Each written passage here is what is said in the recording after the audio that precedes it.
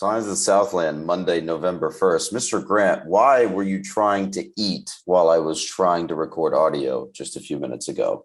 Because it is 7:30 p.m. and I have not eaten dinner yet. And yeah, that might be a good thing to do. As we all know, dinner time in God's time zone is 8 p.m., actually. I think it leads more towards 4 p.m., but that's just my experience. It would be 4 p.m. Eastern in your case, or 4 p.m. Central. Anyway, this joke in this bit is very poorly thought out. Let's talk about sports, shall we? Yeah, I mean, we do know those, I guess. Maybe a We little bit better than do, podcasting. we do indeed. Podcasting is a humor medium, as we always say. So let's get right to it. Well, let's avoid getting right to it. Anyway, late night here. Cross country is first up on the shot sheet. ACC championships. Talk to me. Yeah. Well, I think the bar was probably a little bit higher going into the weekend for the teams if Coach Drosky's post meet comments are anything to be believed. The women wound up finishing eighth, which is quite a bit down from last year. They were second, I think, in 2020, but I mean, not necessarily expecting to be that high, but it is a bit of a drop off. However, Nicole Fegans did finish seventh. That is a fantastic all conference performance, her best finish in her years at Tech. So definitely individually have some standout performances. It's also worth noting the men got 12th. Again, I noted that teams are a little bit down probably from expectations or last year. And I don't know. It's running. I can't do it. I'm not about to judge anyone. And I think the individual standout stellar all conference performance is as good of a thing to hang your hat on as anything. So. Mm-hmm. Absolutely. And I think next up, you said they're at NCAA regionals in Huntsville next weekend or 2 weekends from now. Time is dumb. Yeah, I mean, the fall's flying by. I don't know if any of our listeners would agree with that, but yeah, it's November 1st, and that's weird, but here we are. It's already, I mean, it was dark outside at like 6 p.m. today, and we haven't even changed clocks. That's why I'm off kilter today and trying to make bad jokes. Yeah, I could have used an extra hour, but probably after last night, not after Saturday night, or both, really. I don't know. Speaking of other sports that are rapidly rocketing through the fall slate, tennis is approaching the end of their fall slates. Women were off. They go to Mississippi State to close out the fall next weekend. But the men who were also off this weekend still played into Monday last week. And we noted that we didn't know how that ended yet when this dropped because we didn't. Wow, we're great at podcasting. Anyways, podcasting is it's all set in stone. Self-depreciating medium. It's a crystallized medium. Yeah. Anyways, the men, honestly, standout performance. Like, not that any of this is unexpected. They were a very solid team last year. They returned basically everyone from a tournament team, but to see Shandong win through the consolation bracket, which we did already know because his opponent decided to drop the final match, but a win's a win, flags fly forever. 2009 ACC championship flag. Yeah, all that. Anyways, the men's tennis players at the top of the courts are 1 and 2 singles player Andres Martin and Marcus McDaniel teamed up for doubles. They're a top 10 team, won all the way through to the championship of the region, as well as picking up a singles win by one Mr. Martin. So really can't complain about that. Like, he's I think he's 31st in the country in singles, and they're both top 10 in doubles. And, you just want to see those wins keep coming. So good for them. Yeah, absolutely. And I think this is one thing that we sort of touched on last year when we were talking about this team, but these are the type of performances that we're sort of, they were building towards, right? They were at the cusp. They were competing with some of those higher level seeds are higher level ITA ranked singles players and doubles pairings. And now they're putting that to the test. They're taking that next step and actually collecting some of the wins and some serious wins, right? I mean, these are both consolation and championship singles finals, and then a doubles final. I mean, that's what, all 3 titles that you can take at ITA regionals.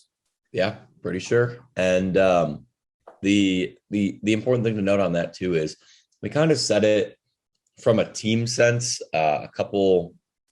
I don't know if it was last spring or the spring before that, but when you have a lot of latent talent, it doesn't always show up right away. And in that case, it was, oh, wow, Tech finally broke through. I think it was a top 25 NC State team or something like that they knocked off. But in the same vein, even though as tennis players, yourself or myself in swimming in various capacities, and runners, I'm sure, can relate to this too, you don't always come up like in the team sense in general. So like that's one thing, but at the same time, you don't always, just as basketball or football or baseball players do, don't always adjust to the speed of the college competition right away too. And the fact that they're, going down to the tournament of the fall, like that is what ITAs is. You play towards nationals, and getting it done when it counts, especially Martin for doing the back-to-back singles and doubles on the last day of competition on Monday. That's the sign of a maturing team, and they're hopefully, granted, we have a long spring in front of us still, and a fair bit amount to play next weekend, but that's a good sign, I'd say.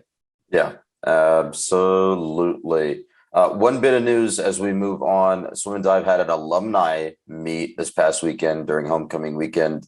I didn't see anything on ramblinrec.com in terms of scoring or an article of some sort. I don't know if you have opinions on this or you've heard any sort of updates. The only thing I know that I saw for sure was one of the teams honored at homecoming on the field was the 20th anniversary of the start of women's swim and dive, because that was something that came about after the Olympic Aquatic Center and all that stuff in the late 90s, early 2000s. But other than that, I mean, I'm sure, they had plenty of alumni in town for that. I, for one, would have loved to maybe get some time, if there was less of a hectic homecoming, to maybe see, some of these young upstarts taking down the people whose names are currently on the record board. But that's neither here nor there. And if somebody's 15 years out of, setting a record, they should not have to come back and defend 1,000 freestyle record against some kid who's still swimming. No. It's all cage matches. You must defend all records via cage match, or the swimming version of a cage match.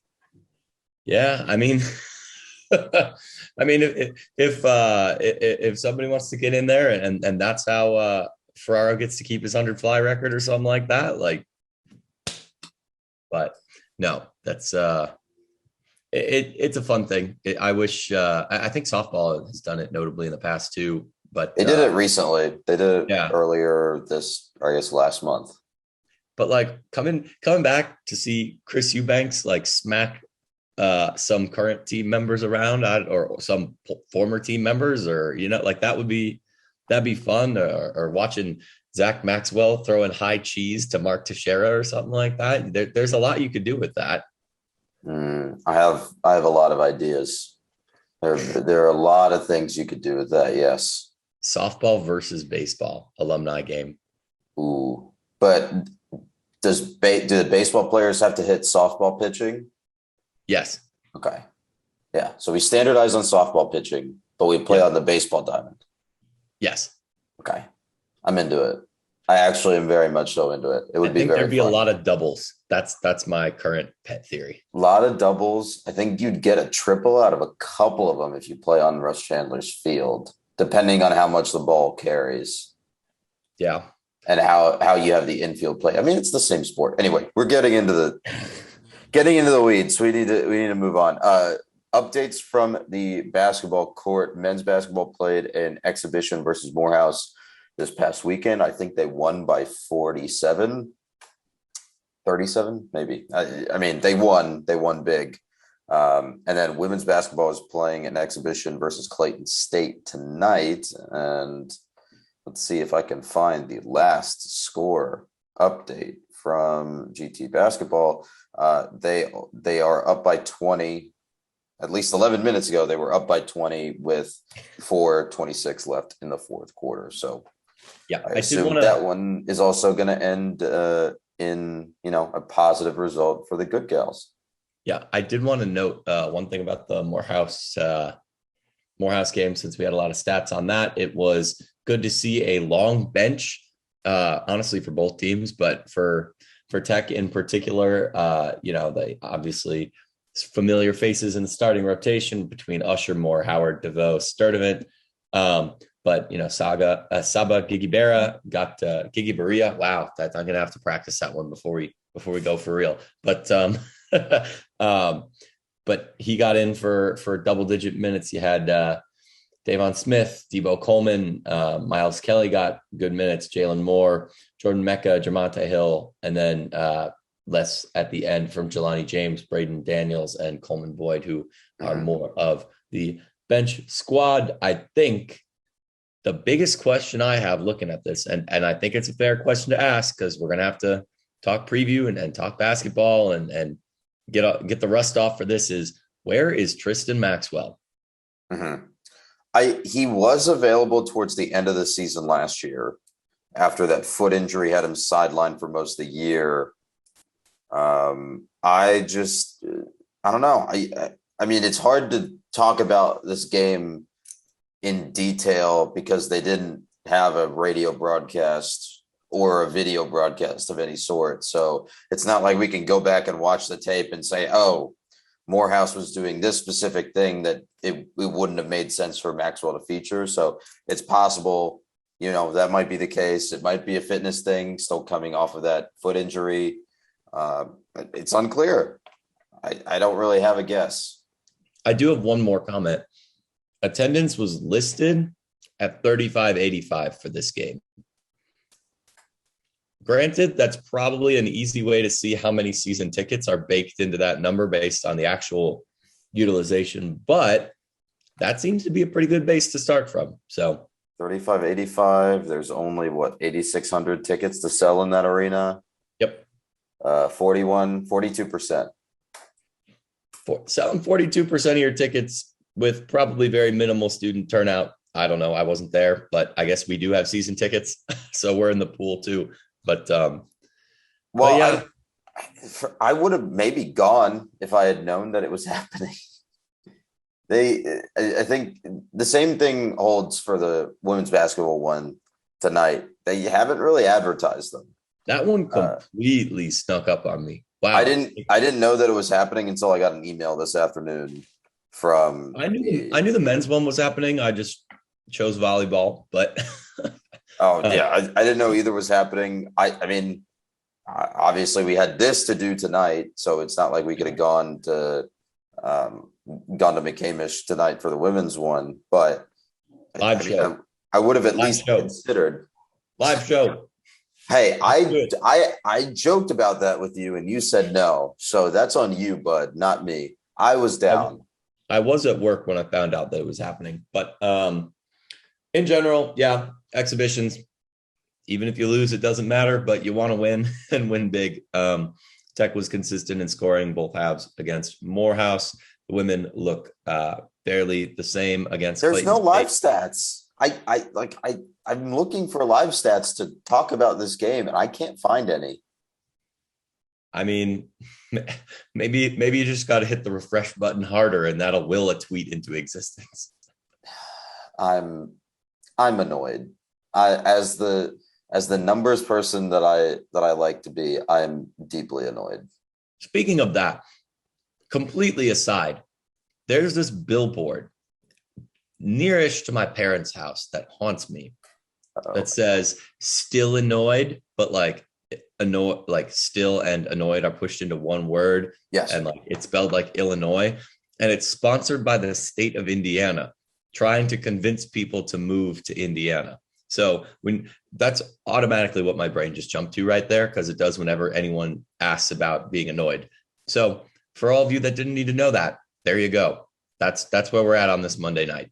I gotta really think on if I should keep that in the recording or not. Thank you for that. At least I get, something to think about when I edit this later today. Let's move on to, the meat of our show every week, volleyball. This is a volleyball podcast.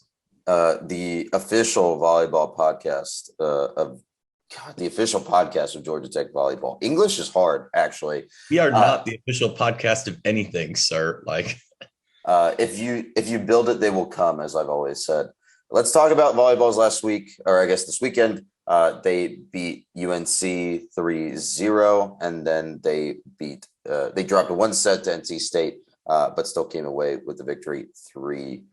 The NCAA selection committee for the volleyball tournament released their first set of rankings, with Tech hovering right around number 9.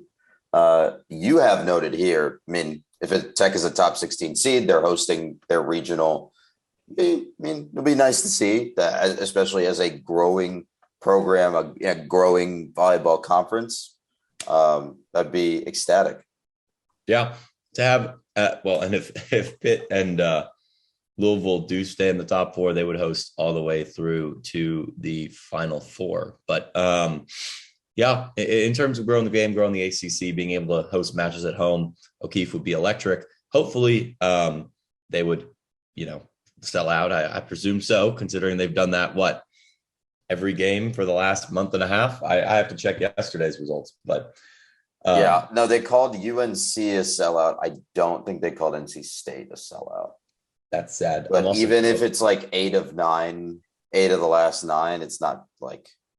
Well, and Miami coming up is sold out. They announced that a couple. Both of them, both Miami this week and FSU are sold out, I think. Well, there we go.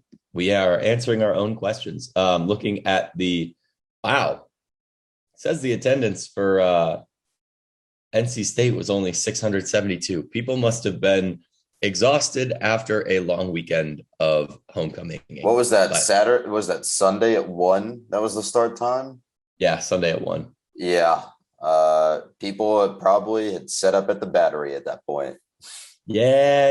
When you're going up against Game 5. You're going up against the World Series, the Falcons in town, and also the back end of homecoming weekend. I could kind of understand poor attendance.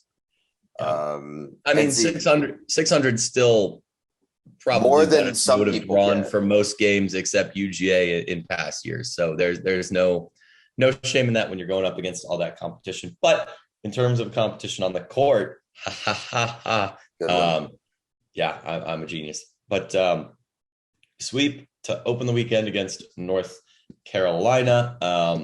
In terms of rotation, people we saw, fairly standard at this point: Bertolino, Pimentel, Morissette, Brambilla, Bergman, McKissick, and Moss were your starters. So that is a little bit different. But Kayla Kaiser in as the service specialist, Laura Fisher in a little bit in the first. Tech was efficient. They were hitting at a 300% clip, 350 actually, in the first set, but then we're above 500 in the second and third. And if you don't think that's good, let me tell you this right now, that's pretty darn good. Tech won the 3 sets, 25-21, 25-18, and 25-16. UNC, though, not a bad team, right? They're top 25, top 20 in RPI, something like that. Oh, I just had the poll open. It's not the poll. They're not ranked, but. Well, I was looking for some of the receiving votes, because that's where Miami and FSU are. They're not in that poll, but let's pull up RPI. While you do that, I am going to gripe a little bit here that Tech is sitting at 14th in the coaches poll, despite the committee ranking them in the top 10, Massey ranking them in the top 10, and RPI having them all the way up at 7. So coaches, I don't know who you're watching, but coaches are Big Ten biased, actually. I was going to say, drop the Big 12 and Big 10 colored glasses and watch you some ACC volleyball, because the conference this year is stacked. All right. Absolutely stacked. I do have the RPI pulled up. North Carolina is number 23. Looking forward, since I already mentioned that, on Friday they'll play Miami, number 27 in the coaches poll, Miami, and number 13 in RPI, Miami. And then on Sunday they'll play number 30 in the coaches poll, FSU. FSU is 15th in RPI. So very, very challenging games up ahead. Oh, okay. Hold on. Completely aside, the link to the RPI that they have via ramblinrec.com to stats.ncaa.org instead of the main RPI display is very much more detailed. I'm enjoying this page. I'm going to dig into this after we podcast, but take a look. Oh, okay. Game on paper. Looking at the rest of the conference, you have Pittsburgh, who has 2 quality losses, mind you, to top 10 RPI teams in Georgia Tech and Louisville, at 1 in the country, Louisville at 3, Tech at 7, with a horrifically outdated logo. It's black and yellow, Buzz and GT. Oof. You got Miami at 13 and Florida State is 15. As you mentioned, UNC is still sitting at 23, Notre Dame at 37, and Syracuse marches deeper into the top 50, parking at 44 with Duke and NC State just outside of that. So I think top to bottom, 1, 2, 3, 4, 5, 6, 7, 8, 9, 10. To have 10 of your 15 teams in the top 60 for where this conference has been, considering Tech, I believe, cracked like 70 or something the year that they got left out of the tournament. They've come such a long way. Like the fact that the ABCA coaches poll doesn't reflect that is kind of a disservice to Miami and Florida State. But those are going to be tough games. We had a tough weekend, and it's just about to get tougher. So, yeah, and I think we mentioned this last week as well, right? This is where it does not get easier. They really front loaded the ACC gave them a bit of a front loaded schedule. Yeah, in terms of difficulty. And now it's where you kind of got to start to grind out results moving forward into the tournament. And the tournament is not that far away. It's really not. It's basically the end of this month, start of next month. Yeah. I think we play through to about Thanksgiving weekend. If my gut of remembering 2019 tells me anything there. I just looked at the selection show date, but it's escaping me. And like you said, when you've already played your games against Virginia, well, I guess we got one left against Clemson, who's sitting at 122. But when you've already played Virginia Tech, Boston College, and Wake Forest, and the remainder is, Miami and Florida State, Pitt and Louisville again. This is the hardest slate Tech has probably played in its entire history. Like, I don't think that's a bold thing to say, even for the great teams in the early 2000s. Like, just the conference wasn't the gauntlet that it is today. Like, that's just how it is. And it's also worth noting that the ACC in general is the second in conference RPI behind the Big 12. So I'm reading through the NCAA.com report on the selection committee rankings. Here's how they explain Tech's top 10 ranking here. Brantley, that is Shireen Brantley, the D1 Women's Volleyball Committee Chair. Brantley explains that the Yellow Jackets have 1 top 10 win over Pitt, which is an impressive feat, 2 top 25 wins, as well as 6 top 50 wins. Their 1 significant loss is to Notre Dame, but the Fighting Irish have been playing really well. Georgia Tech scheduled tough non-conference games, and they have a high RPI, so that really helped their case right now. What I find really interesting as I look through this, UCLA, who Tech lost to early in the non-con slate, if I remember correctly, yes, you're right. Time is fake, is number 10, is immediately right behind Georgia Tech. It's really weird to see Tech ranked just slightly above a team that they lost to. Alas, I'll take it. I'm gonna pick that nit. Like it's one thing to get swept by Louisville, and they're an amazing team and probably a very real contender to win it all this year. It's another thing to lose to Notre Dame in 5 sets at home. That shouldn't happen. But that UCLA game out on the West Coast, second night in a row you're playing. You don't start till late at night. You're also on West Coast time. Body clock game. David Shaw is rolling around in his office right now and doesn't know why. They don't know. They're not. They don't know. Like the game ended at like 1:30 local for the East Coast after their second day in a row out there. Like, and they're playing in LA and like or Long Beach. Sorry, I know California people. It's all LA. It's all LA, just like how Alpharetta is Atlanta. Yeah, sure. You tell yourself that, kid. But sure have before. But anyways, that's a good place to be if you're Tech, and hopefully they do get some home playoff games. I know that I would definitely watch the heck out of those. So, noted season ticket holder wants to watch more of the team that he holds season tickets for. In other news, water is wet. More at 10. Yeah. Again, of note, Miami bounced back, rebuilding. That was the only team we lost to last fall. Florida State, again, also very good. So even if you can't make it in person this weekend, check them out on TV. Bally Sports South, aka the RSN. Miami. Really? They're on Bally? That's so unwatchable. Watch them on TV, he says, as they play on unwatchable channels. They're at the game on Friday versus Miami is at 7:30 on the RSN, and then the game versus FSU on Sunday is at 5 p.m. on the RSN. So figure it out, I guess. I don't know. Buy cable for the weekend. I dream of a world that my YouTube TV includes Bally Sports South again, but someday we'll be there. Someday indeed. Let's talk about another game very quickly that was on an RSN. Georgia Tech football lost 17-26 at noon on Saturday, 10:30, to Virginia Tech. Did I say Virginia Tech already? I probably did.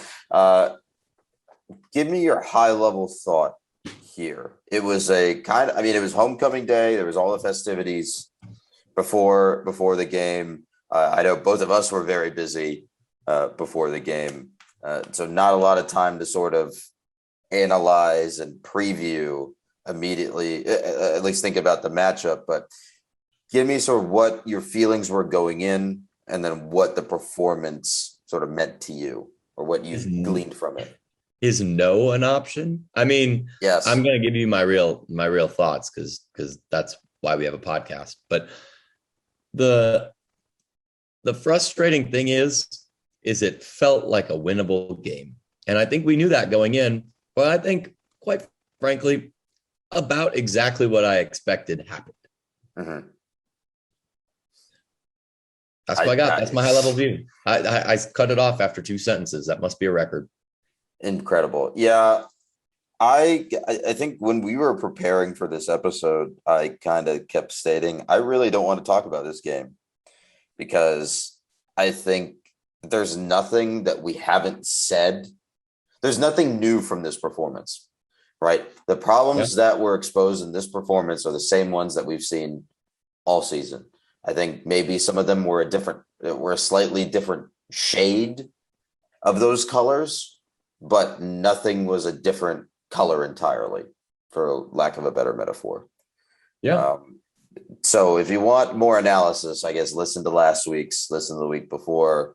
But Virginia Tech threw the ball pretty effectively. They ran the ball pretty effectively. This is a team that was scuffling, is very much so, has a coach that is very much so on the hot seat, if not just like a feet fully encased in an inferno. And they were able to come away with a 9-point victory despite being 4-point underdogs. Well, and I'm not going to complain about ref ball here because obviously there's way more problems than that. But it did seem like even when we did get stuff going, and there were some great plays in there. Like there was they ran the Jahmyr Gibbs big play, and that was awesome. Haven't seen as much of that as I think we kind of bet on coming into the year, but like I missed it. It felt good. It was good to see. But like there was a couple times, man, big gain wiped out by a hold or something. Like it was tough in that regard. It was tough in just not converting sometimes when we needed it. Like at the end of the day, like it just wasn't a win. Like it wasn't like we got robbed. It wasn't like they drastically outplayed us and snatched it out of the, like, like beat down and we were close. And it was just it was a football game. And certainly there were two teams of 11 players playing football on this playing surface. Yes. And then we all left. I just want to give some, I guess, context. I do want to at least talk about some of the advanced stats trends that we saw before we move on. In this game, Tech actually improved their rushing EPA per play average. They were around the levels of Coastal Carolina for a good chunk of this game. Coastal Carolina, I think universally we've kind of stated as one of the best offenses in the nation. So you're seeing their levels higher. They were hovering right around there. They dipped right towards the end, but for most of the game, that's where they were. Talking about passing, though, this was a pretty rough performance on that side of the ball. EPA per play, the historic average for the season, took a massive hit throughout this game. It's something that we need to keep an eye on. It's still inconsistent. Rushing is getting better. I think the last couple of games we've been talking a couple of times here and there that they've been more consistent. They've rattled off bigger plays. They're able to scheme, at least on the rushing side of the ball, they're able to scheme something up to get players free, help players hit their blocks. That's something what we've seen. But in terms of passing, it's been either the same level of just sort of meh to different levels of frustrating. Right. Defensively, again, nothing that I haven't already said. Yeah, I think that's fair. Okay. Wow, what a fun segment. Let's move on to an even more fun segment talking about this week's game versus Miami. Are you ready? No. To play in Miami yet again? No. No. I don't want to. Look, Mr. Grant, it is the 2-year anniversary of Presley Harvin throwing a massive bomb to Nathan Cottrell on a fake punt in which Miami's defender just completely quit on the play. I personally think that is very exciting. You're right. That is exciting, but Tech has historically, at least maybe I'm a little biased here, but Hard Rock Stadium gives me way more of the heebie-jeebies than I think any other stadium in the conference. I think that's because of the bubble screens. Yes. Yes, I see those in my nightmares still. It's because your first experience of Tech playing an away game at Hard Rock was the bubble screen game. Yep. You're right. Youths. And it was not fun. Youths. I'm amazed on some level that the advanced stats think what they do of Miami. 23 FPI, 25 SP plus. That does not jive with the Miami that I watched. It's also really strange, right? They pulled off just not necessarily an unthinkable win last week over Pitt, but they did it and it's not that they played Pitt's game. It's that they sort of dragged Pitt down to their level. Yep. And stuck them into the muck that is the ACC Coastal. It's just been a weird year for Miami. And Miami, like Virginia Tech, is one of those teams that's been scuffling the entire year, right? They lose De'Aaron King to injury. They got a couple of defensive injuries as well. They're starting a freshman at quarterback that's looked honestly pretty decent. But Manny Diaz and Miami have been on a similarly inferno-encased hot seat for the entire year. And now I think that Pitt win does buy him some goodwill, but it's going to be interesting to see how far that goodwill goes the rest of the year. Yeah. I mean, yeah, they got their signature win against Pitt. Signature win against Pitt, words that have never been uttered ever. At least not since 1978 or whatever. But anyways, it's just a befuddling team. Both of them like are said, befuddling teams. Let's be clear. Both of these teams are befuddling. But the crazy thing is, that's what we said about last week. That if we have to do that again, I don't really know what's going to happen. It's consistent. Like there's a consistent inconsistency, right? Yeah. That's the definition of the ACC Coastal. That's the definition of coastal chaos. Like Miami's favored by 10. It's an over under of 64. Honestly, if Tech wins this game on a measurement again, like I would not really be surprised. Not because I'm super confident in Tech per se and the way that they play their game, but because this division is just dumb. It doesn't make sense. Yeah, it doesn't. It doesn't. It hurts my brain. It hurts the fact that somebody's going to win this and then go to Charlotte to go and play. Have like a half decent chance of beating whoever comes out of the other division, because it's not the Clemson Death Star this year. Honestly, this whole like we're just sledgehammering ourselves and others. Ourselves. Every team has stepped on their own foot or gotten ranked too high by the media or whatever. But like, I don't know, man. Like the Clemson-less ACC is just that we joked about last year, the entire conference becoming the ACC Coastal. But like the entire conference is now the ACC Coastal. Like other than happening, right? Other than our Lord and Savior, Wake Forest. Demon Deacons. Demon Deacons. It's literal Lord and Savior time here. Demon Deacons. That's the Demon Deacons motorcycle passing your window. I was going to say 14th Street is wild tonight, y'all. But anyways, again, who knows what to expect from Miami?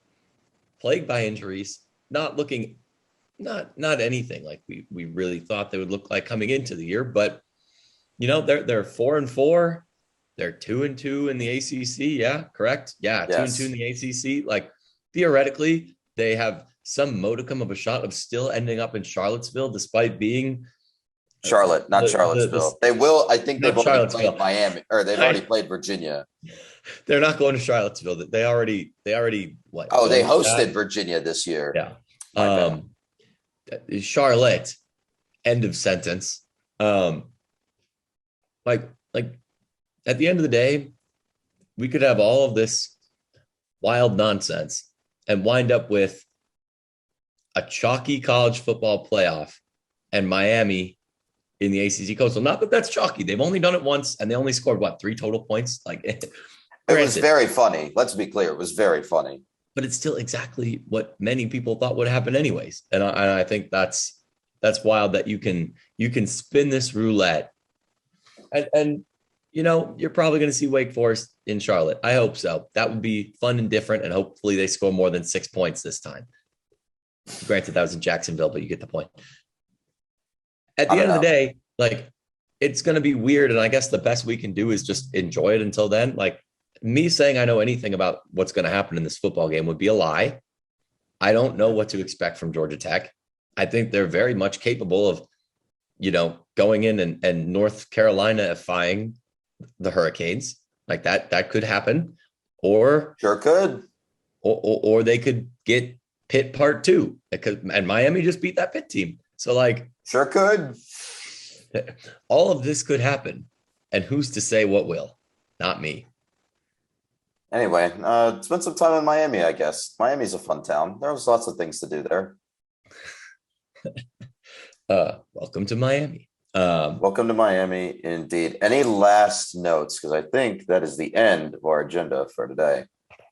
I did want to say I've been playing around with the NCAA fun stats called Nitty Gritty for the volleyball like tournament selector thing. And of our last games, I was able to verify of the 6 that we have left, 5 are versus top 15 teams, and 1 is against Clemson, including Pitt, Louisville, top 3. So, it's going to, like we said, if you didn't believe it when we just said it, like, ball don't lie, numbers don't lie. It's tough. Grind out results. It's the end of the year. Grind them out. Other than that, I think it is worth noting that if you are not in tune with basketball yet, because you're like me and you think it's still September, their opening for the men is next Tuesday against Miami of Ohio. You're kidding me. That's next Tuesday? Yes, next Tuesday, November 9th. Oh my God. And then they too get many sports. Friday, where my brain is going to melt. Non-con slate is just it's attacking you. It's hitting you with right over the head because it's here. Surprise. It's bonking you right there. All the games are within an hour and a half drive for like the first 2 months of the season, except for the one that's out in Phoenix. So if you're in town, State Farm Arena, Athens, Midtown, like if you're close to Atlanta, there are a lot of opportunities to watch men's basketball. And then the women also are underway, but I believe they start on the road up in Central Michigan. Yeah, Central Michigan. But that's next Tuesday as well. So by the time, God. I guess we'll have another preview-ish recording next week. But if you're here for basketball, you got 2 weeks. 2 weeks to prepare your brain. Just one update on the women. They did finish their game just now. Tech won 74-53. So another 20+ point victory. If I was following the play-by-play correctly on Twitter, in the background here, there was a big game and big return for Sarah Bates. Good. So good stuff. That's what we like to see. Absolutely. All right. That's it for us. We will see you all next week.